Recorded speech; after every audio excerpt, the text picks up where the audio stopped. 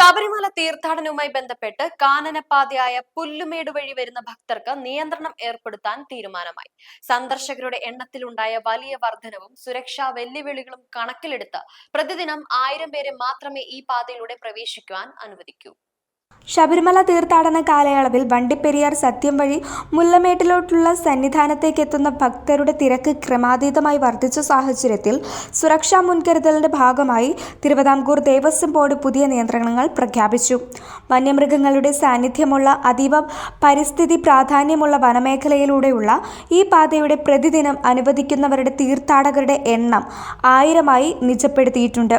Social മീഡിയയിലുള്ള പ്രചരണം കാരണം തമിഴ്നാട്, കർണാടക തുടങ്ങിയ സംസ്ഥാനങ്ങളിൽ നിന്ന് ഈ വഴിയിലൂടെ എത്തുന്നവരുടെ എണ്ണം 10,000 കണക്കിന് മുകളിൽ ഉയർന്നിരിക്കുകയാണ്.